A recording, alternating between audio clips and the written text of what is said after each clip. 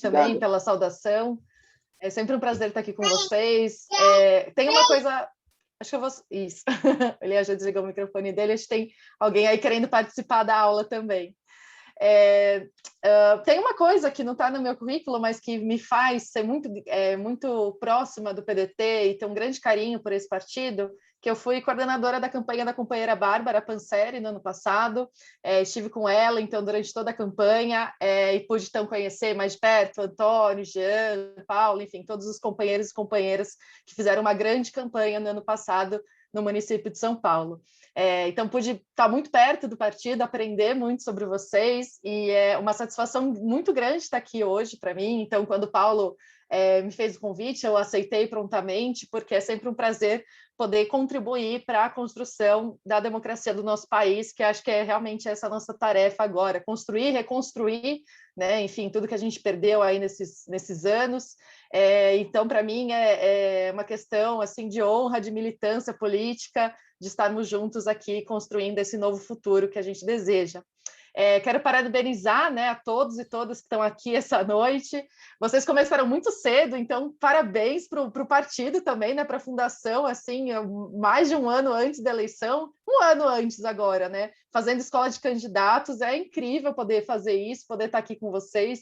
Tenho certeza que o processo vai ser incrível e que vocês vão ter resultados maravilhosos aí na eleição do ano que vem. Então, parabéns para todo mundo que tem coragem também, né, de passar por esse ciclo, se candidatar. Não é um processo simples, não é um processo fácil. Estou vendo aqui muitas carinhas conhecidas também da campanha do ano passado, então muito bom rever vocês, muito bom estar aqui com vocês de novo.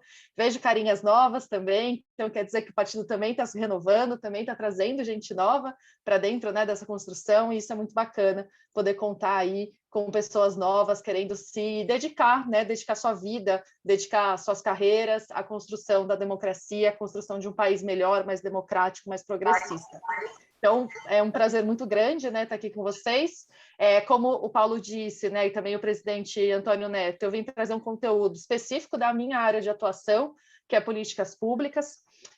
Eu tive algumas experiências no governo municipal, no governo estadual, que foram muito interessantes, complementaram, né, de uma forma bem única a minha formação, que também é toda no campo de políticas públicas, e a minha função aqui é contar para vocês um pouco sobre esses temas e como é que a gente pode envolver esses temas, principalmente na questão das campanhas eleitorais. Então, eu quero trazer não só conteúdos de políticas públicas, mas que a gente possa conversar também sobre como é que eu uso todo esse conteúdo para fazer uma campanha mais eficiente, uma campanha que, de fato, dialogue com as necessidades das pessoas, dos seus eleitores e eleitoras. Então, eu vou pôr minha apresentação aqui na tela, o Jean já está com ela também para poder compartilhar com vocês. Vocês fiquem à vontade aí para fazerem comentários no chat, guardarem suas dúvidas para depois. Acho que a gente vai ter um momento no final, né, de trocar um pouquinho. Então, fiquem à vontade. Já vi que tem uma pergunta ali no chat, que alguém já deixou uma dúvida. Então, fiquem à vontade, depois a gente vai trocando aqui um pouquinho de conhecimento. Bom, então, a minha fala, né, vai ser sobre fundamentos gerais de políticas públicas. Então, uma aula bem ampla, vou trazer alguns conceitos para a gente conversar juntos. Mas acho que quando eu comecei a planejar essa aula, né, e pensar no que eu ia trazer para vocês, o que eu fiquei pensando? O que eu preciso saber sobre esse tema para ter uma boa candidatura, né? Quem acompanhou a campanha da Bárbara ano passado, enfim, ou teve conhecimento, a gente era um time muito focado em políticas públicas, né? A gente tinha uma agenda muito forte, assim, estou trazendo o exemplo mais próximo do que eu tenho. E a gente, às vezes, ficava na dúvida, puxa, será que a gente precisa trazer, né, de uma forma tão intensa, tanto conteúdo? Será que a gente não devia focar em outra coisa? Então, o meu convite para vocês é que vocês olhem para todo esse conteúdo de uma forma a refletir também sobre como é que vocês vão trazer esse conteúdo para a campanha de vocês, né? Os assessores também, que aí vão procurar um monte de informação, um monte de número, de indicadores, né, para fazer ali uma campanha redondinha. Pensar nos recortes que vocês vão fazer. Vocês não precisam saber 100% de todos os assuntos, isso é impossível. Mas é importante a gente saber informações estratégicas, entender a estrutura geral de como funciona, né? Porque a gente vai estar inserido em ambientes políticos que a gente vai precisar ter essa leitura geral. Então, é bem importante que a gente entenda, né, a estrutura de funcionamento do Estado, das políticas públicas, mas no momento que vocês estão agora, que é se preparando para uma campanha eleitoral, é bem importante pensar nisso. O quanto que eu vou trazer desse conteúdo, né? Qual que é o recorte que eu vou fazer? A gente tem em algumas linhas, né, quando a gente fala de campanhas políticas, que a gente tem duas linhas de campanha, né? Você pode ter uma campanha que tem uma base geográfica, né? Então você tem uma base eleitoral que ela está vinculada a um território específico, né? Então você age, né, num bairro, num município específico. Esse ano o desafio é maior, né? Não sei se é maior ou menor, a gente ainda pode bater um papo sobre isso. Se é melhor ser candidato no município ou para as eleições gerais. Mas você tem, né, então, um público ali que está vinculado a um território. O que eu preciso saber pensando em políticas públicas, né? Eu preciso entender os problemas daquele local, quem são os agentes que são responsáveis por resolver aqueles problemas, né? Então, é o governo municipal? É o governo do estado?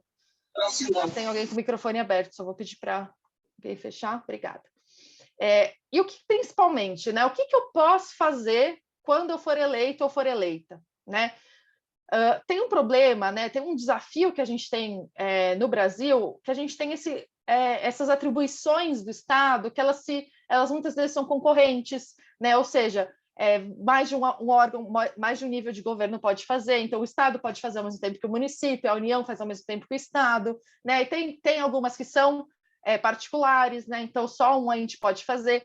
Entender todo esse desenho do federalismo brasileiro, que não está aqui nesse conteúdo de políticas públicas, mas depois a gente pode combinar também de bater um papo sobre isso, é bem importante, porque aí você consegue entender exatamente o que você pode falar na sua campanha que você de fato vai poder fazer caso você for eleito ou for eleita, né? Isso te dá muito mais credibilidade na hora de você fazer sua campanha, né? Porque você está falando exatamente daquilo que você sabe que está ali dentro das suas competências.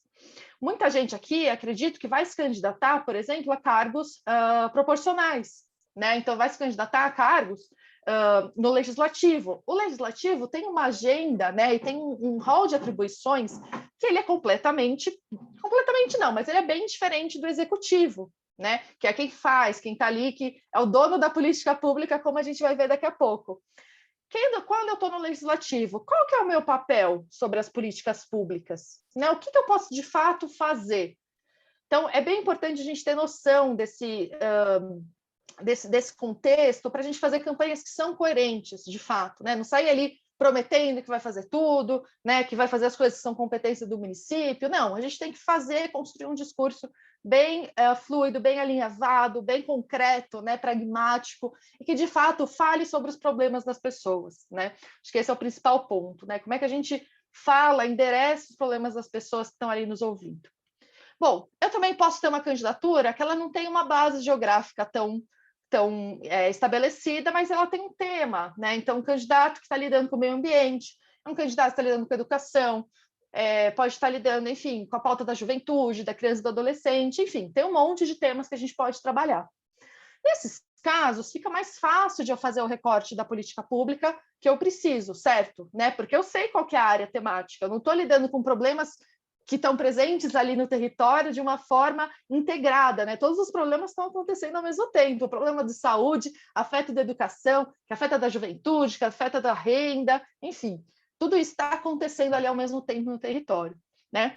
Então, quando eu tenho uma candidatura que ela é vinculada a um tema específico, né? Então a gente chama da candidatura que é difusa porque ela não tem um público, né, que está ali concentrado num lugar, eu tenho que pensar qual que é o diagnóstico do tema ali no nível que eu estou concorrendo, né? Então, se eu estou concorrendo à Assembleia Legislativa, né, estadual, o que eu sei sobre o tema que está ali, né, no estado? Quais são os municípios que têm indicadores que eu preciso prestar atenção? Quem são os atores que eu vou ter que dialogar durante a minha campanha?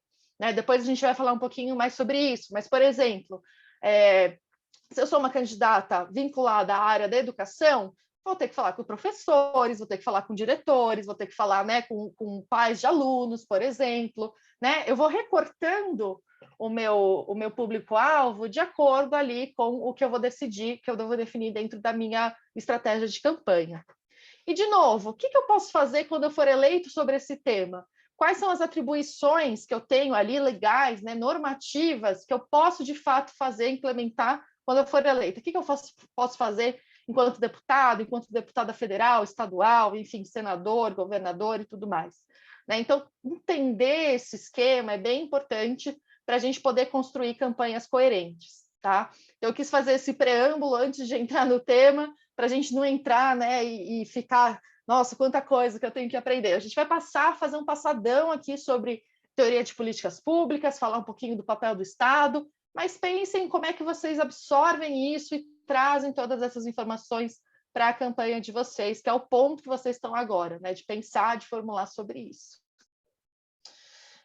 Bom, a gente tem eleições gerais em 2022, que a gente chama que são as eleições que acontecem, né, para presidente, para governador, senadores, deputados e estaduais e federais. Eu acho que tem um ponto bem importante aí, que vocês podem utilizar de uma forma bem interessante, né, nas estratégias de campanha, que é a intermediação entre o nível nacional e o nível municipal. Né? O Estado está ali no meio da federação. Isso traz problemas, porque algumas vezes, né, ele acaba ficando um pouco perdido, o papel do Estado, né, o que ele deve fazer. A gente até tem, né, na nossa Constituição, que o Estado ele faz tudo aquilo que nem a União nem o município é responsável. Né? Então, fica ali com o resto, entre aspas, que é bastante coisa.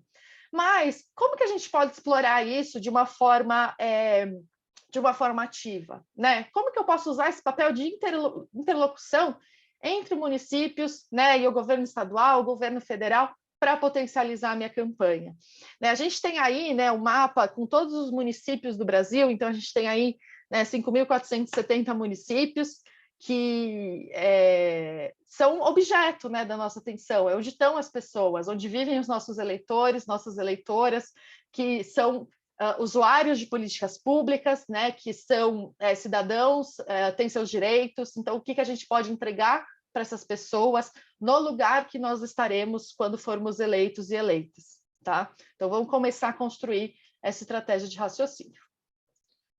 Bom, uma coisa, né? Falando de fundamentos gerais de políticas públicas, acho que a primeira coisa que a gente precisa conversar é sobre o que são políticas públicas, né? Que de fato é isso. Bom, hoje a gente chama políticas públicas ou campo de públicas de uma área de conhecimento, né? Então a gente tem como ciência política, economia, ciências econômicas, enfim, a gente é uma área de conhecimento, tá? Por que ela surge? Por que a gente precisa de uma área que não é nem economia, nem ciência política, nem direito, né? Ela é essa intersecção de várias áreas. Porque todas elas estão contidas na solução de um problema que surge ali, depois a gente vai falar um pouquinho, depois dos anos 50, que é a necessidade de eu construir políticas públicas mais eficientes num contexto de grande crise fiscal. Então, eu tenho menos dinheiro, né, os estados têm menos dinheiro, isso faz com que eu tenha que utilizar esses recursos de uma forma mais estratégica. Tá? Apesar da gente ter essa intersecção das diversas áreas, né, economia, ciência política, direito, a gente tem alguns consensos sobre o que isso significa. Primeiro, o papel do governo como fundamental, né, como grande organizador das políticas públicas, e o foco em problemas públicos e sociais. Então, uma política pública, ela sempre surge para endereçar um problema, uma questão pública, tá? Então, todo problema, toda política pública, ela, teoricamente, tem que estar vinculada a um problema, uma situação que eu quero transformar, tá bom?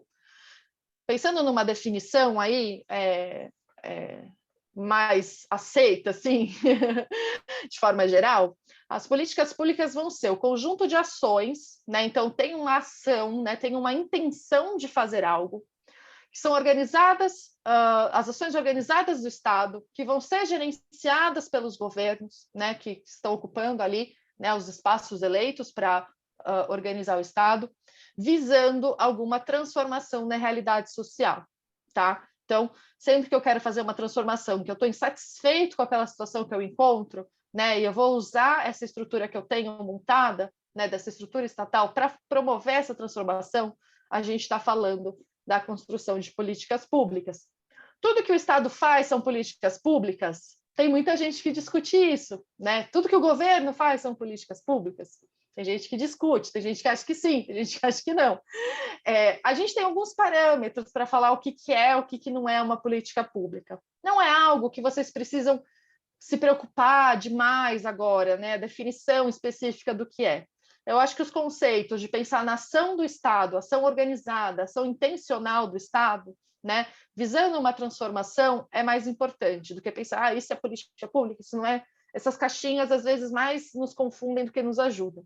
Então, a gente pensar na ação do Estado, né, nessa força, né, que ele tem para promover mudanças, é bastante importante no conceito de políticas públicas, tá? Inclusive, a gente pode pensar nesse conceito de duas formas, né, em dois sentidos. A gente tem um sentido político, né, do sentido político da política pública, olha só, que é o processo de decisão sobre a política pública, e o sentido administrativo, que é o conjunto de projetos, programas e atividades que eu conduzo quando eu já decidi o que eu vou fazer. Né? Quando a gente fala da construção da política pública, tem uma fase de implementação, de avaliação, que a gente também vai passar por aqui hoje. Tá? Uma outra dúvida que surge muito, né? O que é uma política de Estado e o que é uma política de governo? Né? Então, qual que é a diferença entre essas duas? De uma forma geral, a gente diz que uma política de Estado é aquela que vai ser operacionalizada pela estrutura do Estado, independente de quem estiver no governo. Bom, isso é na teoria. Eu sempre digo que dar aula de ciência política nos anos atuais é muito difícil, porque todos os conceitos que a gente tinha, eles explodiram, né? Então, assim, a gente hoje, grande parte dos direitos, né, enfim, constitucionais que a gente tem, a gente teve um retrocesso muito grande, né? Enfim, né, independente de quem estava ali no governo. Então, realmente, assim, a gente está falando aqui de uma perspectiva que deveria ser verdade, né, deveria ser absoluta, mas que, infelizmente, quando a gente tem um governante que não respeita a Constituição, fica um pouco mais complicado. Mas, enfim, a política de Estado é aquela que, independente do governo que está, ela vai continuar acontecendo, porque ela é um direito que é estabelecido, né, constitucionalmente, enfim, está ali consolidado como parte do rol dos direitos garantidos a todos os cidadãos e cidadãs. E a política de governo é aquela política que é implementada de acordo com a matriz ideológica e a agenda de cada governante, né? Então, eu tenho uma determinada... Eu me elegi, a gente vai, né? Vocês vão se eleger com uma determinada agenda, um determinado programa político, para que essa agenda seja implementada, né? A gente é eleito, a gente faz um programa de governo para que, de fato, a gente consiga implementar as nossas ações. E quando a gente ganha uma eleição, quer dizer que a gente tem uma validação da população sobre aquela agenda que eu estabeleci, né? Vou fazer tal coisa, vou olhar para tal tema, né? Tenho uma visão de estabelecer determinada política. Então, isso está ligado a uma política de governo que vai ali andar de acordo com a matriz ideológica do candidato ou da candidata que foi eleito. Essas coisas, elas se cruzam, às vezes, não é que tem caixinhas separadas. Né? Políticas de governo, elas podem se transformar em políticas de Estado, tá? Dependendo de como elas evoluem ao longo do tempo. A gente teve um grande debate, alguns anos atrás, os debates, né, da academia são muito, muito chatos, mas era um debate para decidir se o Bolsa Família era uma política de Estado ou uma política de governo, porque ela vem carregada, né, de uma grande matriz, né, ideológica, mas ela se perpetuou ao longo do tempo, né? Ela avançou, ela sobreviveu, né, a diversos mandatos, né? Então, a gente diz que quando uma política ela se institucionaliza nesse nível de poder passar de um mandato para outro, ela se torna uma política de Estado. Mas, enfim, conceitos para a gente ir trabalhando e pensando aí juntos no contexto de construção das campanhas. Uma outra pergunta que também é bem interessante da gente pensar é quem faz a política pública. Quem faz a política pública? Pergunta para vocês, né? É o Estado, é a sociedade, são as empresas. Se quiser contar no chat, pode contar. Bom, lembra que eu falei que a definição de política pública, eu vou voltar lá para vocês verem, a gente está falando de Estado, está falando de governo, que administra, né, a estrutura do Estado. quando a gente fala, né, de quem faz a política pública, é essencial a gente olhar para o papel dos governos, tá? Então, a política pública ela é uma prerrogativa governamental, ou seja, quem pode construir uma política pública? Quem pode fazer a política pública, principalmente no sentido político, né, de decidir sobre o que vai ser feito? É o governo, tá? Contudo, principalmente nos anos 90, principalmente depois dos anos 90, a gente tem uma virada de chave em alguns entendimentos sobre a operacionalização das políticas públicas. A gente pode achar bom, pode achar ruim, a gente pode discutir aqui bastante. Eu acho que isso faz bastante sentido para a discussão do PDT, bastante sentido para a matriz ideológica que a gente carrega sobre qual que é o papel do Estado. Acho que isso é uma coisa que está bem presente no discurso de vocês. Então, realmente, não estou trazendo isso como uma defesa de um ponto de vista, mas sobre um processo histórico que a gente passa e que pode ser incorporado na fala de vocês, né? Defendendo ou sendo contra. A gente tem, né, a partir dos anos 90, o surgimento de um conceito que a gente chama de governança, tá? É um conceito que a gente usa muito, fala muito, né? Todo mundo fala da governança empresarial, da governança de não sei o quê. Mas ele é um termo que surge para explicar processos de operacionalização, de arranjos, né, de construção de políticas públicas, quando não é somente o governo que está dentro desse arranjo. Então, quando a gente tem empresas privadas, quando a gente tem terceiro setor, quando a gente tem outros atores atuando, né, para que aquela política pública de fato se concretize, né? E aí você vai ter também uma série de instrumentos de regulação, uma série de instrumentos de decisão, né? Porque quando uma pessoa está operacionalizando, né, está implementando a política pública, ela também vai ter um interesse sobre aquilo, né? Então, como é que eu faço com que os interesses daquela pessoa que está ali implementando combinem com os interesses da pessoa que decidiu? Quais são os instrumentos de regulação que eu posso propor para garantir, né, que aquela visão que foi estabelecida por quem está ali no governo seja de fato conduzida por quem está ali na operacionalização de uma política pública? São coisas que a gente pode pensar, né, quando a gente está pensando aí nessas construções de campanha, por exemplo. Pensar em instrumentos de regulação, instrumentos de fiscalização, de monitoramento, são coisas que podem ser interessantes para surgirem aí nessa discussão.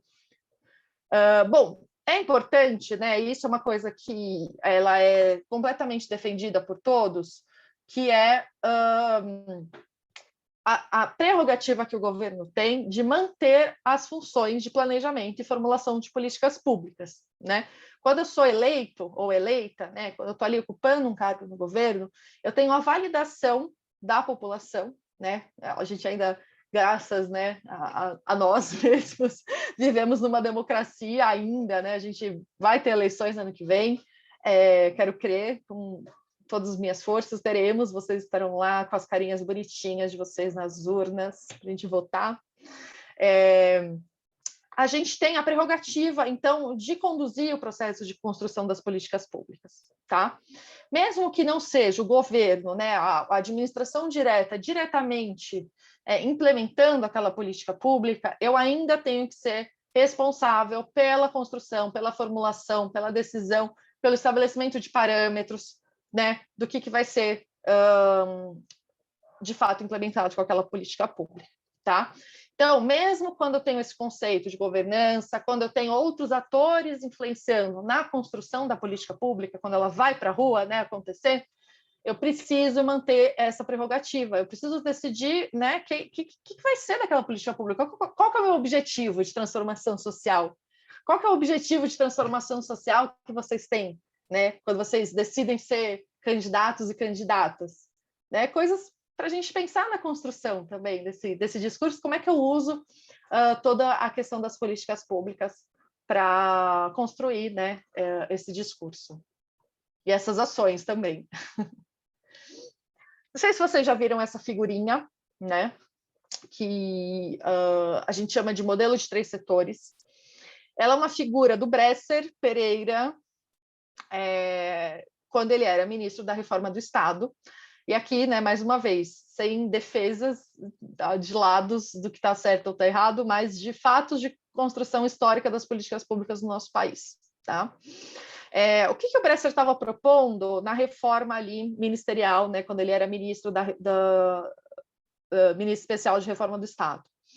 Ele entendia que havia uma série de atividades que deveriam permanecer como atividades principais, que são core do Estado, né? Então, o pessoal tem que manter as atividades exclusivas ali de planejamento, de administração, de formulação, de monitoramento, bem, né, perto, mas havia uma série de atividades que podem ser publicizadas, privatizadas e terceirizadas. Tá? Atividades auxiliares, serviços sociais e científicos e a produção de bens e serviços para o mercado. Tá? Então, a gente diz que a reforma do Bresser foi uma reforma incompleta, né? Porque ela é uma reforma que ela avança em alguns sentidos, mas que ela não faz com que o governo mantenha formas de controle total sobre o que está sendo produzido, sobre sua orientação, né? Então a gente não tem formas nem de punição, de controladoria, enfim, diversas coisas que ainda precisam ser muito aprimoradas. E até mesmo a discussão do que é esse modelo de desenvolvimento, o que é esse modelo que ele traz de 3 setores e como isso fala sobre o Estado que a gente vai construir aí nos próximos anos. Como é que a gente refuta esse modelo? Como é que a gente olha para esse modelo e pensa propostas a partir disso? A coisa é fato, né? A gente tem hoje grande parte, né, das políticas públicas também sendo implementadas por setores que não são da administração direta do Estado. Então, como é que a gente lida com esses atores? Como é que a gente traz eles para perto? Ou como é que a gente constrói também estratégias de lidar com esses outros grupos que fazem parte aí dessa esfera pública? Bom, e aí, voltando, né, para a gente pensar nesse surgimento, lembra que eu falei que era tão importante a gente pensar que o campo de políticas públicas ele surge da necessidade da gente pensar em políticas públicas mais eficientes. E o que está acontecendo no mundo no pós-anos 50? Para eu poder ter esse estalo, nossa, precisamos ter políticas públicas mais eficientes. É sempre importante a gente lembrar que o campo das políticas públicas ele vai estar inerentemente relacionado ao papel do Estado na sociedade. Então, quando a gente pensa no papel do Estado, a gente está pensando também em como que o Estado se põe em ação e constrói políticas públicas. Então, como é que o papel do Estado ele vai variando ao longo do tempo e nos traz para esse modelo, né, de construção de políticas públicas? Tem algumas coisas que a gente pode trazer nessa conta, né? Processos históricos, processos de reconstrução do papel do Estado, né? A globalização do capital, o processo de Guerra Fria, a queda dos estados de bem-estar social, né? Então você tem um choque aí de entender como é que a gente vai construir políticas públicas numa perspectiva aí de Estado mínimo, né? Que está em voga, principalmente depois dos anos 50. E, ao mesmo tempo, você tem uma reconstrução desse papel do Estado quando a gente pensa no contexto brasileiro. O que a gente tem ali depois da Constituição de 88? A gente tem um papel muito forte dos governos locais, né? Então, uma dispersão do poder, a gente não tem mais aquele poder centralizado, né, no governo federal, a gente começa a dispersar o poder nos estados e nos municípios. A gente tem uma série de novas relações entre Estado e sociedade, tanto nos aspectos de construção dos espaços de participação, mas também dessas interações, né, que a Evelina Dagnino, que é uma autora do campo de ciência política, vai falar que é a confluência perversa dos discursos, né, entre o discurso da participação e o discurso da terceirização das atividades. E uma redefinição, então, do que é a esfera pública, né? Então, o que é a esfera pública? É só o governo? Ou é o governo que também está agindo, né, em parceria com a sociedade civil, com o terceiro setor, com o governo, com o setor privado? Esses dois processos, essas duas linhas, né, que estão aí, tanto a de cima, que é um processo mais macro, quanto a de baixo, que é um processo que está falando mais no nosso contexto, elas conduzem a uma agenda de racionalização e de eficiência, né? Então, se eu tenho pessoas que não estão diretamente sob o meu controle, eu preciso, né, ter instrumentos para garantir que eles estão cumprindo, né? Se eu tenho uma agenda de Estado mínimo, eu também vou ter que racionalizar os recursos, né, cortar, enfim, verbas, etc. Tá? Então, infelizmente, né, o campo de políticas públicas ele surge desse momento de pensar como é que a gente cientificamente vai organizar o Estado, né? Como é que a gente vai ter uma ciência de governo que nos permita governar de uma forma melhor. Essa noção, né, de que o governo ele é uma ciência, né, que eu vou ter um método perfeito de governar, ele surge, né, muito forte nos anos 50, né? Então o Estado é aquele ator que aloca tecnicamente os recursos, né? Teve uma pergunta aí que eu já tinha visto no chat sobre como é que a gente aloca recursos para os estados mais carentes, então o Estado faria uma alocação perfeita. Mas a gente também tem já uma crítica a esse modelo de políticas públicas, que nem todas as decisões que a gente vai tomar elas são racionais, né? Enquanto a gente está convivendo numa arena política. A gente vai ter uma série de atores que não vai tomar decisões racionais o tempo todo. Né? Primeiro, porque a gente não tem todas as informações, porque os atores têm interesses diferentes, né? E você vai ter uma série de conflitos aí para administrar um conjunto pequeno de recursos, né? Os recursos eles sempre vão ser menores, infelizmente, do que o número de desafios que a gente tem para resolver. Mas é importante, acho que a gente olhar aqui para essa visão conflitiva da formação das políticas públicas, né? Principalmente quando a gente pensa no papel que vocês vão ocupar, né? E nessa construção que vocês vão fazer aí durante o próximo ano. A construção da política pública ela é uma arena de conflito, né? Ela é uma arena que a gente vai ter que barganhar e vai ter que pensar em quais são os nossos ideais, quais são as coisas que são inegociáveis, quais são as coisas negociáveis. Como é que eu vou construir um plano de governo, um plano de mandato que responda a isso, né? Que esteja aberto para essa agenda de conflitos que é própria de todas as atividades humanas e da construção política. Né? Então, a gente olhar para o Estado só pelo lado racional, né? Pelo lado da máquina, né? A gente, nenhuma palavra que eu gosto de usar muito, né? A gente fala máquina pública, porque parece que é aquela coisa que a gente fica apertando parafuso, né? E não é, nós somos seres humanos que devem ser controlados e devem ter formas, né, de a gente controlar, claro, todas as atividades, principalmente as feitas, né, com recursos públicos, mas a gente tem essa característica de sermos, né, seres sociais, seres conflitivos, e isso tem que estar presente também na construção dos nossos discursos, das nossas campanhas, né? Qual que é o espaço que eu tenho para o contraditório? Qual que é o espaço que eu vou ter para agregar visões diferentes da que eu tenho inicialmente, né? Para poder construir e levar meu plano mais longe, né? Então, coisas para a gente ir pensando aí a partir desses conceitos, tá? Bom, eu trouxe aqui alguns também conceitos que vêm dessa linha de pensamento, né, sobre como é que a gente constrói políticas públicas. As políticas, elas são escolhidas de uma forma incremental, né? A gente dificilmente vai ter uma decisão política de uma política pública que ela vai consumir muito recurso, vai dar muito trabalho de uma vez só, né? Então eu tomo uma decisão e vou lá e faço. A gente fala que as políticas elas passam por um processo geralmente de incrementalismo, ao menos que você tenha uma grande revolução, né, e mude tudo realmente. Racionalmente, não que eu goste de usar essa palavra, mas voltando um pouquinho para ela, faz mais sentido eu tomar pequenas decisões subsequentes que podem ser revertidas com baixo custo, caso eu veja que eu não estou indo pelo caminho certo, né? Então, quando eu vou implementar uma política pública, né, quando eu vou fazer esse desenho, o que faz mais sentido, né, é eu ir por passos, né? Claro que a gente vai ter um objetivo final de transformação, mas quando eu penso, né, no esforço que eu vou fazer para dar esses passinhos em termos de políticas públicas, eu preciso pensar que se alguma coisa der errado, eu posso reverter aquilo a um custo mais baixo.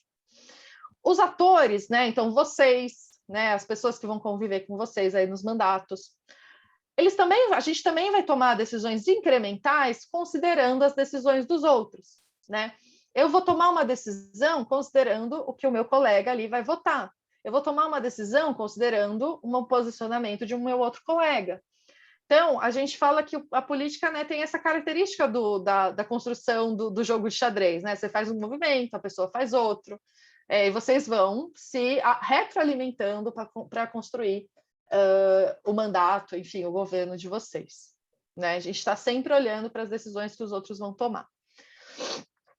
Tem uma crítica a esse modelo, né, de construção das políticas incrementais, que é o da Etzioni nos anos 60, né? O que ele diz? Que essas decisões incrementais, elas vão se acumulando até o momento que eu consigo tomar uma decisão estruturante, né? Então, em vez de eu fazer um processo revolucionário de uma vez só, eu vou construir aquele processo ao longo do tempo até a hora que eu chego no momento em que eu consigo, de fato, estabelecer uma grande mudança, né? Que é o modelo que a gente chama hoje de equilíbrio pontuado, né? Então, eu tenho um incrementalismo de ações que vai subindo ao longo do tempo, e isso é pontuado por grandes momentos de revolução. Revolução no sentido amplo, no sentido de mudar, né, a forma com que a gente entende, mudar o status quo, enfim, revolução das instituições. Tá? Então, para vocês pensarem, o que eu posso propor em degrauzinhos, olhando para o meu objetivo final de transformação social, tá? Como é que eu vou atuar olhando para a decisão das outras pessoas? Nem tudo isso a gente vai escrever, né, no nosso plano de governo, das nossas propostas e tudo mais. Mas é uma forma da gente olhar para a construção do Estado e o que vai ser possível fazer enquanto a gente estiver lá.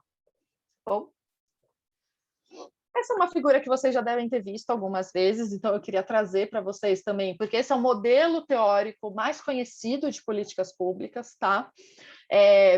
Tem várias críticas a ele, eu mesmo sou uma crítica desse modelo, mas ele é um modelo muito didático para a gente compreender como é que as políticas públicas funcionam, né?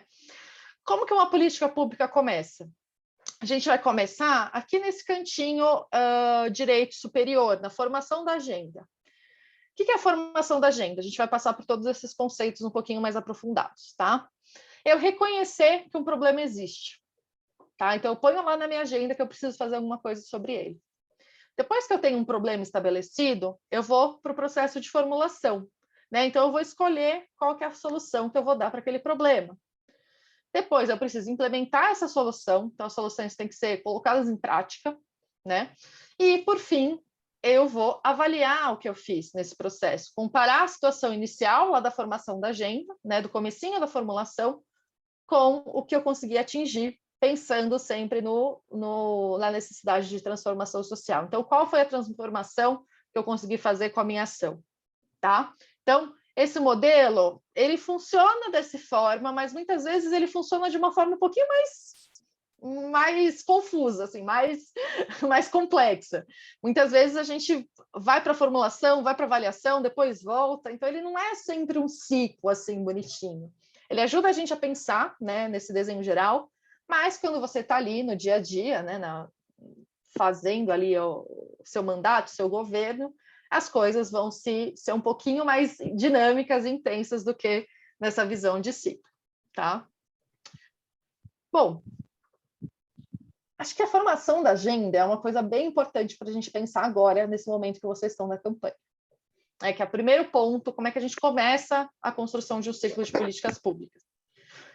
O que é a agenda? É a gente entender o que é que determina a escolha das políticas públicas que vão ser implementadas. Então, qual que é a agenda que a gente vai mostrar ali para a sociedade para ser o nosso programa, né? A agenda é aquilo que a gente reconhece como um problema, né, que precisa ser resolucionado de uma forma mais ampla do que, né, um problema que eu resolvo ali sozinho ou que um grupo de pessoas resolve. O problema é que, de fato, precisa de uma ação do Estado, uma ação organizada, né, como a gente viu lá no conceito de políticas públicas, e que precisa entrar na agenda. Nem sempre a gente tem já uma solução clara, né, que essa é a fase que a gente vai falar ali da fase de formulação. Mas quando a gente está falando de formação da agenda, a gente está falando dos principais temas que eu preciso que sejam tratados dentro da esfera pública, tá? Quais variáveis que impactam o reconhecimento de um problema como um problema público? A gente tem diversos temas aí que podem aparecer. A gente tem os atores que estão envolvidos nessa construção, né? Então a força que eles vão ter, né, frente a quem decide o que vai entrar na agenda pública. A gente tem casos emergenciais, né? Então, por exemplo, pandemia. Pois é, não estava na agenda, não estava na nossa agenda fazer uma campanha de vacinação contra a Covid. Mas ela entra na agenda, né? Ela se torna uma prioridade, dar uma solução para esse problema da agenda pública, né, gente? Vamos pensar, né? Porque a gente temos que abstrair que estamos num contexto completamente maluco, né? Para pensar em teoria de políticas públicas. Mas uma solução precisa ser dada, né, a partir de uma situação urgente, né? Então, a urgência, né, uma coisa que foge do nosso controle, também pode ser uma variável que impacta o reconhecimento de um problema. Recursos, quanto recurso eu tenho, né? Quantas pessoas são impactadas por aquilo, né? Então, como é que eu dou luz para uma agenda que eu quero trazer dentro da minha campanha? Como é que eu faço isso? Eu posso usar números, eu posso usar diagnóstico, eu posso falar com o público afetado, eu posso mostrar a importância daquele problema, a importância da gente ter uma solução pública para que aquilo seja de fato solucionado, tá? Então, pensando assim, né? Lembra daqueles tipos de campanha que a gente falou lá no comecinho, né? Se é uma campanha difusa, uma campanha do território. De toda forma, eu preciso entender a agenda que está por trás, né? Qual que é a agenda daquele lugar? Né? Quais são os problemas daquele lugar? Qual que é a agenda daquele tema? Qual que é a agenda, né, do meio ambiente naquele momento? Né? Vocês têm aí o ecotrabalhismo, que trabalha super bem com esse tema, por exemplo. Né? Então, entender quem são esses atores, quais são os temas, acho que é uma coisa mais fundamental para vocês fazerem aí em termos de políticas públicas agora. Tá? Como é que a gente escolhe qual que é o problema que a gente vai lidar? Porque problema a gente tem, né? Principalmente no contexto atual que está, né, fácil, assim. O problema que não acaba mais. Bom, a gente tem uma teoria, me fugiu completamente o nome do cara agora que escreveu essa teoria, mas eu vou lembrar até o fim da aula, que ele fala da janela de oportunidade, tá? O que ele diz? Que para a gente escolher um problema, para um problema subir para a agenda, que a gente chama, o problema subiu para a agenda. Sabe aquela discussão de um projeto de lei que está há anos ali, né, embaçando, de repente, opa, sobe para a agenda. É porque ele teve uma janela de oportunidade para subir. O que compõe essa janela de oportunidade? A gente está falando de fluxo de problemas, ou seja, eu tenho um problema que ele está claramente definido, eu tenho um fluxo de soluções, ou seja, eu sei que é viável resolver aquele problema, né? Eu tenho soluções possíveis para aquele problema. Porque às vezes a gente tem um problema e a gente não tem uma solução. Né? Até a gente entender como é que a gente ia lidar com a Covid, a gente não tinha uma solução clara. E o problema estava na agenda, né? Porque ele era urgente, mas a gente ainda não tinha uma solução para ele, de fato, ser tratado, né, pela esfera pública de uma forma sistêmica. E um fluxo político, que é bem importante, né, que é a conjuntura dos elementos políticos e sociais que me permitem que esse tema seja reconhecido. Então, o problema pode existir, o problema pode ter uma solução viável, mas eu posso não ter contexto político para que aquela solução seja implementada de fato, né? Então, por exemplo, tem temas que a gente sabe que são super prioritários, né? Para mim, por exemplo, na minha agenda tem questão do aborto legal, né? Para mim é uma questão importante que devia estar na agenda pública. Talvez a gente não tenha contexto político, por exemplo, para tratar dessa questão, apesar da gente ter o problema e ter soluções viáveis. É um processo que sempre vai ser conflituoso. Por quê? Porque cada um vai ter uma agenda diferente, a gente vai ter, os atores vão reconhecer problemas de uma forma diferente, né? O que é prioritário para mim, com certeza não vai ser para o meu companheiro ali, até meu companheiro, companheira de chapa, quanto mais meus adversários. E a gente vai ter que combinar fatores técnicos, então olhar para as evidências. Hoje a gente fala muito de políticas públicas construídas por evidências, né? Uma coisa que a gente fala muito dos diagnósticos, dos dados, mas também dos fatores políticos, né? O que é prioritário politicamente que esteja na agenda? Né? Às vezes a gente olha para um problema, para uma determinada região e fala, não, o problema é tal coisa. Mas e a população? Eles reconhecem isso como um problema? Né? Será que eu vou ter que construir? Será que eu não posso dar mais voz para quem está nesse território? Né? Então, isso é uma coisa que uma habilidade que vocês vão ter que exercer aí bastante nos mandatos de vocês. Depois que eu escolho quais são os problemas que eu vou ter ali na minha lista, né, na minha agendinha de coisas que eu preciso fazer, eu vou ter que saber como resolver esse problema, né? O processo de formulação, ele vai começar comigo mapeando as soluções possíveis, né? Então, eu vou ter solução A, solução B, solução C, solução D. Do que vai depender esse mapeamento? Das visões e concepções de quem está planejando, né? Então, eu penso de um determinado jeito, eu acho que devia ser feito dessa forma. Mas, né, pessoa aqui que está no meu lado, acho que tem que ser de outro jeito. O secretário de Finanças aqui não está concordando comigo muito. E aí a gente vai ter que chegar num acordo aí sobre as estratégias de formulação. Os recursos disponíveis, né? Então, eu tenho estrutura física, eu tenho orçamento, eu tenho pessoal, né? Quais são os elementos que eu tenho que podem garantir com que aquela solução seja de fato viável?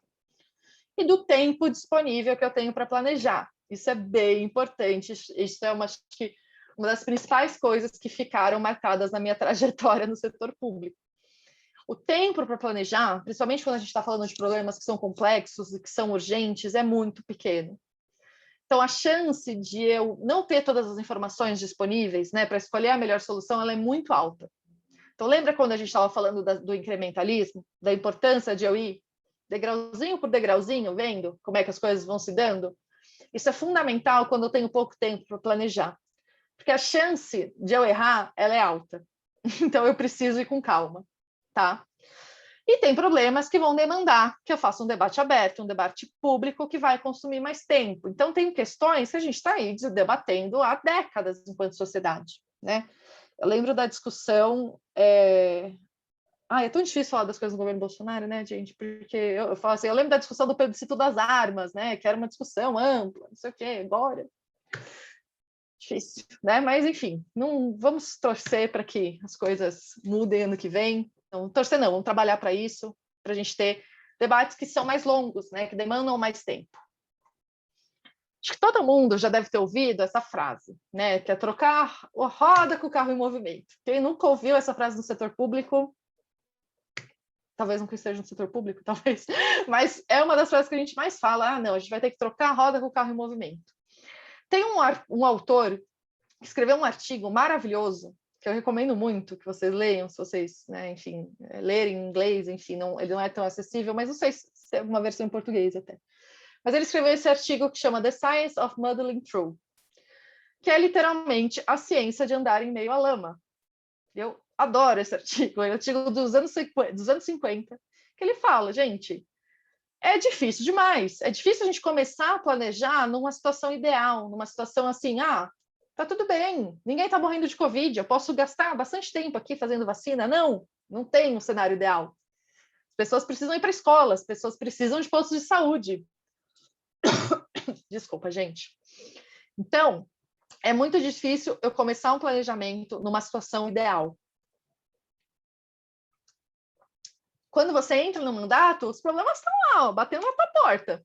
E aí, como é que você vai parar para formular? Tem diversos fatores que vão influenciar o nosso planejamento, né? Há situações pré-estabelecidas, né? Então a gente chega e a gente já encontra o problema de uma determinada forma, e a dimensão cultural de cada contexto. A gente vai ter que lidar com hábitos, com práticas que já estão arraigados, né? Mas eu sempre fiz assim. A coisa que eu mais ouvia quando eu estava no gabinete do prefeito. Mas a gente sempre fez isso assim. Por que eu vou mudar agora? E aí você tem que falar, porque não dá certo, né? Você tá vendo que não dá certo, minha filha? Mas, enfim, coisas para a gente pensar aí na construção também. Então, a gente tem dois caminhos para pensar, né, nesse caminho, nessa formulação de políticas públicas. Um que a gente chama do racional, tem muito a ver também, né, com aquela ideia que a gente tinha de consigo planejar o Estado de uma forma completamente eficiente. Eu vou qualificar os objetivos, vou alinhar as alternativas e vou escolher aquela alternativa mais adequada. Legal, bonito, gostaria que todos os problemas fossem, né, escolha racional. E o caminho incremental. Eu não vou conseguir modificar uma solução por completo, né? Então, o problema é muito maior do que a quantidade de recursos que eu tenho, e eu vou ter que focar em ações e pontos específicos para conseguir um resultado. Pensem aí no discurso de vocês, no que vocês estão pensando, né, em propor, né, como que vai construir aí essa agenda. Mas vou ter recursos, eu vou ter como fazer tudo aquilo que eu prometo? Como é que eu construo esse discurso, né? Para que de fato seja um discurso também que as pessoas comprem, né? Assim, não que seja mentiroso, mas que as pessoas comprem, né, o que vocês estão propondo. Bom, agendei, formulei, eu vou implementar a minha política pública, né? Quando a gente fala de implementação, ele é um campo bem pouco estudado dentro de políticas públicas, tá? Mas a gente tem muitos estudos recentemente que vêm tratando desse tema, né, da implementação. Por quê? Por que existem poucos estudos? Primeiro, né?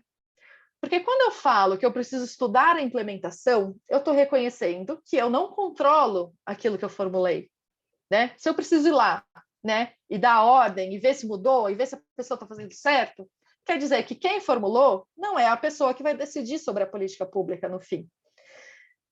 Pode escrever uma lei linda, maravilhosa, aprovar, mas na hora que ela vai para a rua, a gente não sabe o que vai acontecer.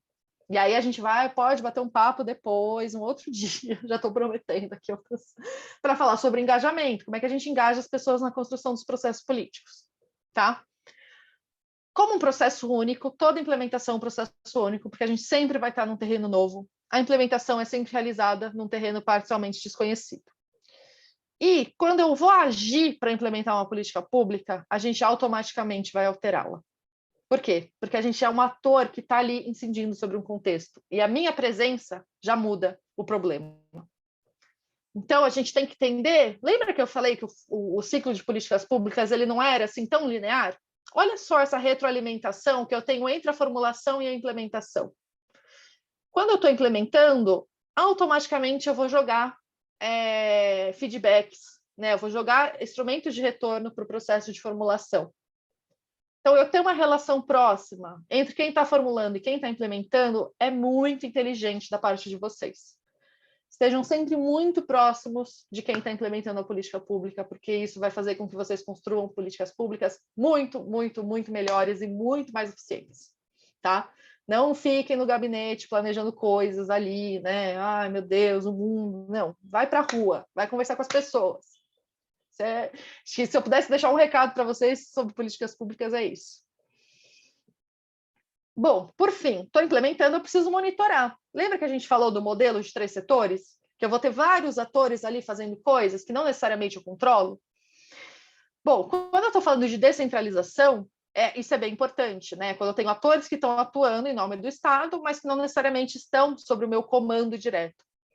Quando a gente fala da disseminação da agenda de gestão por resultados, isso é muito... A gente dá origem a uma série de instrumentos, né? Porque a gente vai ter flexibilidade das equipes, a gente vai pensar em padrões mínimos de operação, os processos de contratualização, né, entre o Estado e os demais atores, e a expansão das práticas gerenciais para o Estado, né? Definir produtos, objetivos, indicadores, metas e tudo mais, tá? Como é que eu monitoro esse ambiente complexo? Lembra daquela foto, daquela figurinha que a gente viu? Como é que a gente organiza esses interesses, essas ações? E o papel do Estado nesse contexto, né? Como é que eu garanto que o Estado está cumprindo com o seu papel? Bom, quando a gente está falando de monitoramento, a gente pode monitorar diversas coisas, a gente pode avaliar diversas coisas. A gente pode monitorar insumos, atividades, produtos, resultados e impactos. Ultimamente, está na moda falar de avaliação de impacto. Todo mundo quer fazer avaliação de impacto. Eu recebo um monte de coisa, vamos fazer uma avaliação de impacto. Gente, é muito difícil fazer avaliação de impacto, tá? Por quê? Porque demanda muito tempo, demanda muito dinheiro, e eu preciso ter um controle das variáveis muito grande, tá? Não estou falando que não é para fazer, pode fazer, mas faz direito, tá? É mais fácil eu começar pensando no controle dos insumos, então quanto dinheiro, quanto recurso eu estou pondo dentro daquela política, controlar as atividades, monitorar os produtos, os resultados, para depois eu pensar nos impactos, tá? Então, quando a gente está falando de um ambiente muito complexo, como é um ambiente social, que a gente implementa políticas públicas, a gente sempre tem que pensar que quanto mais relacionado ao resultado, ao impacto, mais complexo vai ser e maior vai ser o esforço, tá? Então, tem que pensar sempre isso, tá? É legal, eu quero falar do impacto de determinada política, mas eu preciso lembrar que isso vai me dar um grande esforço e vai demandar tempo e gente e dinheiro, tá bom? Bom, e aí, para finalizar essa minha fala, que eu não queria falar muito para dar um tempinho de vocês também falarem, eu queria trazer algumas questões aí, porque para não ficar tão distante aí do que vocês estão vivendo. Então, quais temas eu vou querer agendar com o seu mandato, o mandato de vocês? Como é que eles têm sido tratados até então, né, pela esfera aí que é responsável? Até onde eu posso ir como deputada, como senador? Eu posso monitorar? Eu posso cobrar? O que eu posso fazer sobre esses problemas? Quais atores são relevantes no campo de atuação e como é que a gente se aproxima deles? E como que eu construo laços com as minhas comunidades de interesse utilizando esses conceitos? né? O que eu posso pensar dessa aula que vai me ajudar a ter um diálogo melhor com uma comunidade do meu interesse, né? De um público-alvo, de uma quantidade de eleitores ali. Né? Então, foi uma aula bem geral, um passadão mesmo, que eu queria trazer para vocês. Muita coisa condensada em 45 minutos. Então, fiquem à vontade para perguntar. Eu deixei meu e-mail aqui também para quem quiser me escrever, fica muito à vontade. E é isso, gente. Muito obrigada pela atenção de vocês. Espero que tenha sido útil, que vocês possam utilizar alguma coisa, algum desses conceitos aí na construção da campanha de vocês. Não sei quem vai retomar a palavra, se é o Jean. Oi, Tamara. Quem vai retomar é o presidente Neto aqui. Nós selecionamos algumas perguntas que fizeram aqui no chat por escrito e nós vamos ler. Essa é a metodologia desde a primeira aula, né? A gente não abre microfone, as perguntas são feitas por escrito aqui no chat e aí a gente lê e você responde, tá bom? Perfeito, sem problemas. Perguntar se o Ciro vai vir. Sou eu que vou fazer as perguntas, Jean? Sim, presidente. Eu enviei aqui no meu zap aqui. Isso. Tamara, se você puder tirar Posso. o modo de apresentação. Perfeito. Obrigado. Imagina. Obrigado, Tamara. Eu chamava você de Tamara, olha. Tamara. Olha, errei tudo. O primeiro nome, o mais difícil era o último. Bom, vamos lá. Temos algumas perguntas que o Jean recebeu aqui, está passando para você. O Manzaro faz a seguinte pergunta. Como é que você quer fazer? Uma de cada vez ou num bloquinho de 2, 3? Como é que você quer? Pode ser um bloquinho, presidente. Então vamos de 3, Tamara. Podemos dizer que o governo é um condutor catalisador da política pública? E o Henrique faz o seguinte. Como fazer políticas públicas a longo prazo com esse teto de gastos? E Alcione, a resposta é criar políticas públicas ou cumprir as que já existem? Tá? Acho que 3 para você começar tá bom, né? Nossa, essas já são fáceis, né? Isso já dá um novo seminário. Obrigada, gente, pelas questões muito interessantes. Enfim, dá para dar mesmo mais uma boa conversa. Bom, sobre a primeira pergunta, sim, o governo ele é o principal catalisador de políticas públicas, é ele quem tem que conduzir. Nem sempre isso acontece, gente. E aí a gente vai ter que falar um pouquinho de construção histórica das relações que existem no nosso governo, tá? A gente tem muita influência de outros atores que não necessariamente estão dentro da esfera governamental, né? Então, a gente tem uma série de atores privados, uma série de atores, né? Pessoas mesmo que têm muito interesse, que acabam influenciando aí nessa agenda, nessa formulação e tudo mais. Mas o governo tem que ser o principal condutor, catalisador das políticas públicas. Como construir uma política de longo prazo com o teto de gastos? Olha...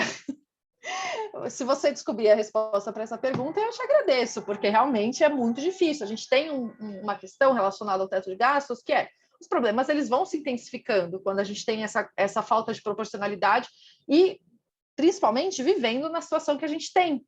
Né? A gente tem uma situação que as pessoas não têm acesso aos direitos básicos. A gente tem políticas públicas que não alcançam todas as pessoas.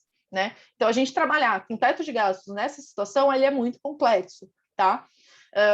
Aí o que a gente vai ter é cada vez mais políticas públicas paliativas, ou seja, que elas vão funcionar para remediar alguns efeitos, né, de eu não ter, de fato, uma educação de qualidade, uma saúde de base para todos e todas, enfim, que a gente ainda precisa avançar muito, né, apesar de todos os avanços que a gente tem feito, enfim, fez até pouco tempo atrás, mas realmente pensar em política de longo prazo, quando a gente não tem uma compatibilidade financeira, né, para pensar em crescer no contexto que a gente tem de extrema desigualdade, é afundar aí, né, o nosso futuro.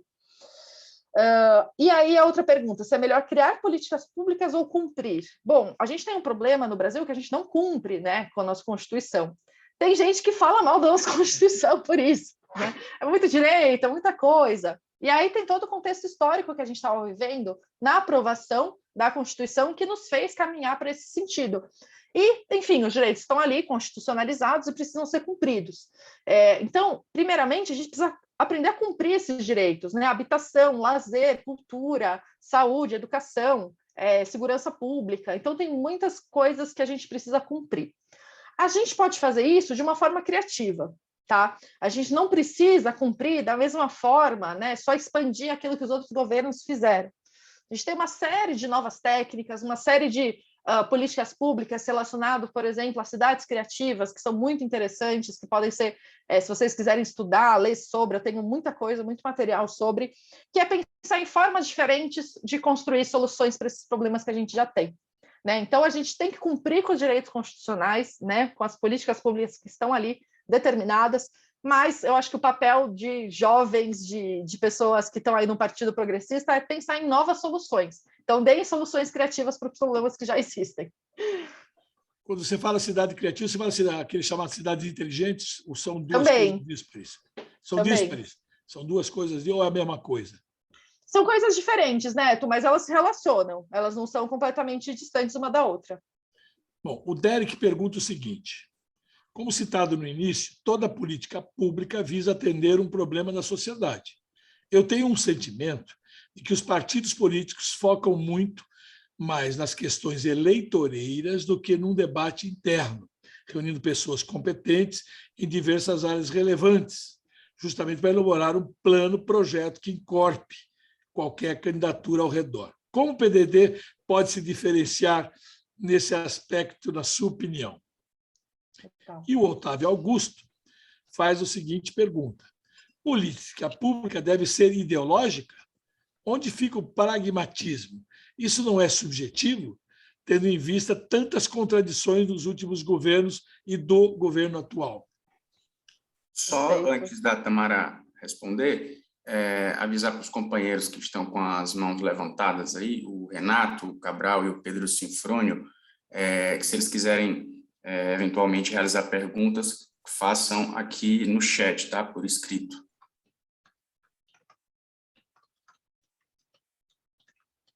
Por favor, Tamara.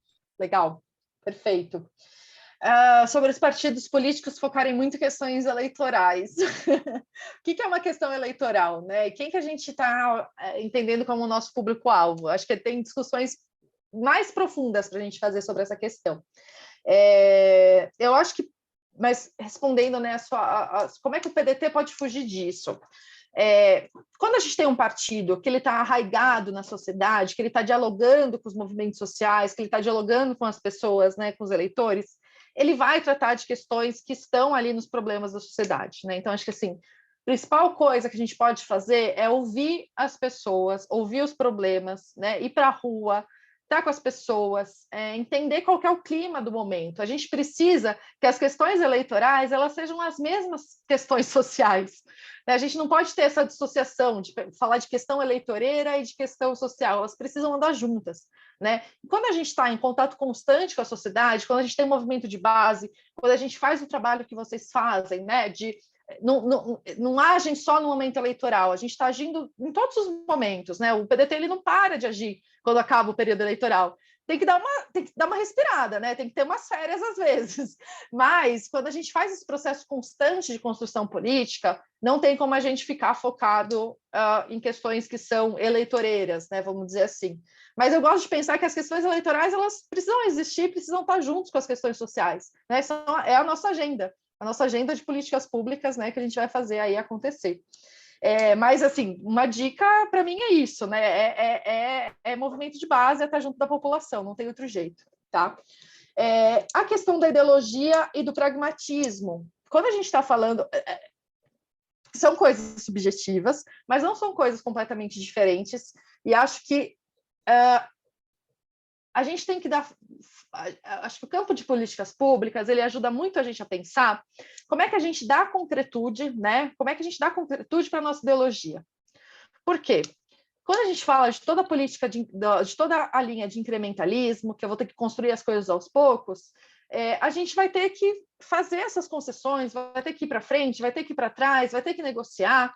Tudo isso, quando a gente tem uma ideologia clara, quando a gente tem um projeto de país, né? E aí, voltando na questão anterior, eu acho que quando a gente se perde nas questões eleitoreiras é porque a gente não tem um projeto de país, a gente não tem um projeto de nação, né? Então, a gente voltar para o nosso projeto ajuda a gente a manter um viés ideológico, né? E as políticas públicas, elas precisam ser ideológicas no sentido de que elas precisam obedecer a um determinado critério, elas são ações de governo, né? Elas estão vinculadas a um processo, uma intenção clara, e isso é bem importante, mas de uma forma pragmática, né? A gente não pode esquecer que a gente está vivendo com uma questão que o outro colega falou do teto do gasto. Como é que a gente vai lidar com isso para concretizar o nosso projeto de nação? É isso o papel de um partido político, é isso o papel de uma candidatura séria, é dialogar alternativas reais para que a nossa ideologia seja concretizada, tá? Então, você vai ter que achar aí um meio termo, vai ter que pensar, quebrar a cabeça para saber como é que a gente implementa, né, esse sonho, esse grande sonho de transformação social que a gente tem. Diferentemente de outros partidos, né, Tamara? Nós temos aqui, ó, é o único partido que tem um projeto.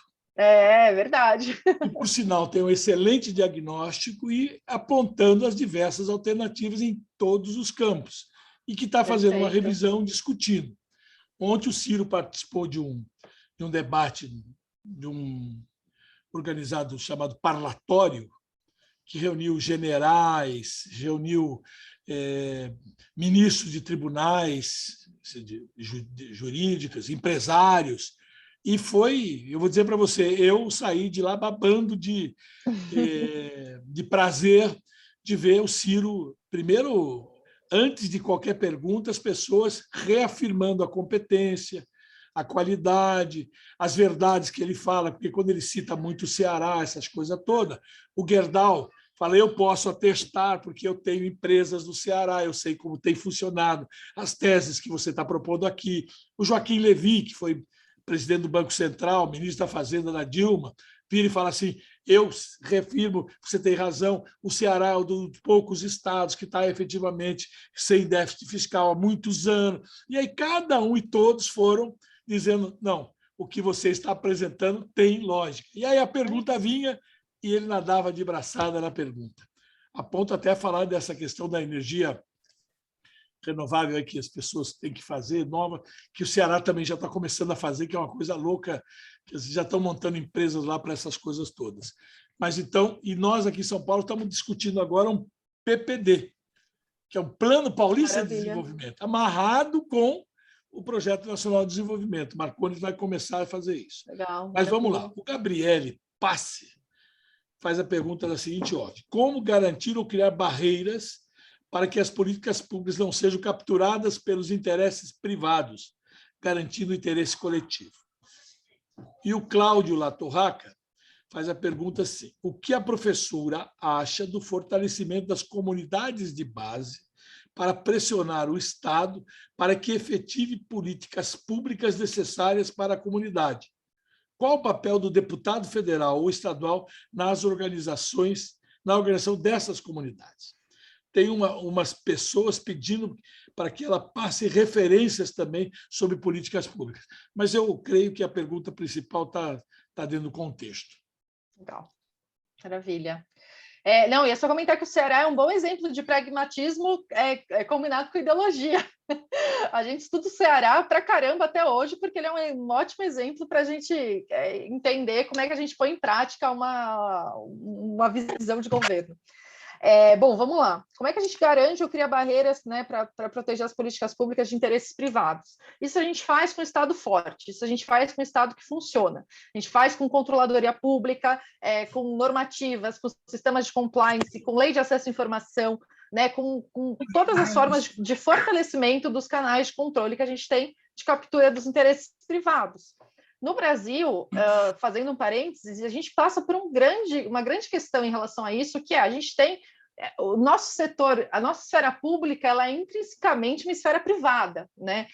A gente aprendeu a conviver dentro da esfera privada. Então, a gente realmente tem um grande desafio aí de fortalecimento das instituições de Estado. Sem cair, né, no discurso que a gente ouviu muito, que é do salvador da pátria, né, que vai processar tudo e todos, né, e vai salvar o Brasil. né? Então, é uma linha muito tênue, mas o caminho é a gente fortalecer as instituições do Estado, tá? A pergunta sobre o fortalecimento das comunidades, né, de base, né, para pressionar o Estado pela implementação de políticas públicas e qual o papel do deputado nesse sentido. Bom, perfeito, eu acho que assim, o fortalecimento de qualquer tipo de comunidade que tenha uma visão, né, que seja parte da sociedade, que tenha uma visão de ampliar as políticas públicas, elas precisam estar vinculadas, precisam ser fortalecidas e podem estar vinculadas, né, ao trabalho de um deputado, por exemplo, uma deputada, algum mandato. Né? Quando a gente está próximo, né, quando a gente tem um mandato próximo de movimentos sociais, próximo de organizações, é muito fácil a gente criar essa vinculação, né, pensar em alternativas juntos, claro, de uma forma republicana, né? Não é para criar uma relação clientelista, né? Que é o leve e traz, né? A troca. Não, a gente tem que criar uma relação republicana, é claro. Mas estar perto dos movimentos das comunidades é essencial para qualquer mandato que queira, né, assim, durar mais de um mandato, né? Precisa estar perto das pessoas, até para que nos momentos eleitorais você possa contar também com o voto daquelas pessoas, né? Então isso é bem importante, né? Não voltar lá, né, só a cada 4 anos para pedir voto, tem que manter uma relação constante aí, entender o problema das pessoas e estar perto para construir isso juntos. E quando um mandato ele tem esse lado, né, de ter um apoio forte de um movimento, né, de estar em contato direto com as pessoas, ele também se fortalece, né? Ele ganha forças frente aos outros mandatos, frente ao governo do estado, né? Porque você vai ter ali uma base de pessoas que está junto com você. E as referências eu vou mandar para o Jean depois, um monte, para vocês ficarem lendo. Mas não muito, gente, tem que fazer campanha agora, pelo amor de Deus. Muito bem. Conversar com as pessoas. Muito bem. Parabéns, aqui está todo mundo dizendo que você é sensacional, foi muito boa, papapá, papapá. Nós já sabíamos, por isso que você nos deu a honra e foi convidado aqui, tanto pelo Paulo, como pelo Jean, para organizar essa coisa. Então, suas palavras finais. Antes de dizer o seguinte, uma das teses do Ciro, uma das primeiras providências é acabar com o teto de gastos, né? E Maravilha. como tarefa, viu, Jean? Jean, como tarefa, vale a pena você dar para todos os nossos pré-candidatos, assessores, assistirem à entrevista do Ciro, essa mesa que ele fez ontem, porque ele fala de todos os assuntos, fala de assunto militar, justiça, área internacional, a questão do Itamaraty, essas coisas todas, indústria, comércio, serviços, novas tecnologias, novos combustíveis. Eu fiquei assustado, porque o cara realmente está muito preparado, né? Nós temos muito que aprender. Então, esses nossos companheiros aqui poderiam assistir. Eu acho que vale a pena pegar, ou se você quiser também, mandar para todos eles para assistirem, porque é muito importante, porque ali estão respostas, porque é o PND, e ele fala, o general vem e faz a pergunta XYZ, ele responde aquilo lá, qual é o papel das Forças Armadas. Aí o ex-ministro de Relações Exteriores do governo Fernando Henrique, Sérgio, esqueci o sobrenome dele, faz uma pergunta sobre essa questão internacional, como é que ele está, sabe? Aí o jurista vem, aí vem o empresário, sabe? Foi uma coisa que vale a pena, quem não assistiu, vale assistir. Já aposta para todo mundo. Com certeza. Amanhã mesmo a gente dispara nos grupos. Por favor, vale a pena. E aí, agradecendo a professora, né? Nossa querida Tamara Ilinsky Krantchaninov. Né? Quase, muito bom. quase. Bati na trave. E agradecer a você, dar a palavra para você encerrar, e avisando nossos alunos todos aqui, todos os companheiros e companheiras, que a próxima aula, segunda-feira que vem, é com o André Nascimento, e o tema é propósito, estratégia política e ferramentas de discurso, do discurso. Muito suas legal. Palavras, suas considerações finais, minha querida. Obrigada, Neto. Obrigada, presidente. Enfim, um prazer estar aqui com vocês. Eu adoro falar sobre isso, adoro, já fico empolgada, já quero falar um monte. Então, é sempre um prazer estar aqui com vocês. Vocês são pessoas muito especiais, muito queridas, têm um papel fundamental, né, na construção da democracia, na manutenção das nossas instituições.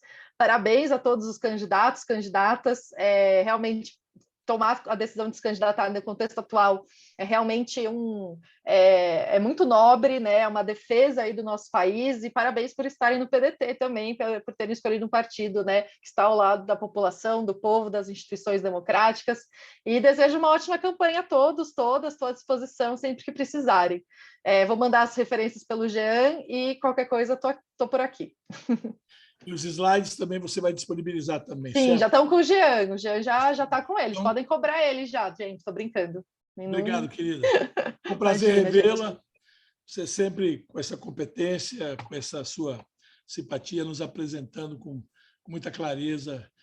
Eu creio que foi muito importante para todos os pré-candidatos, todo mundo, essa sua apresentação. Obrigado mais uma vez, viu?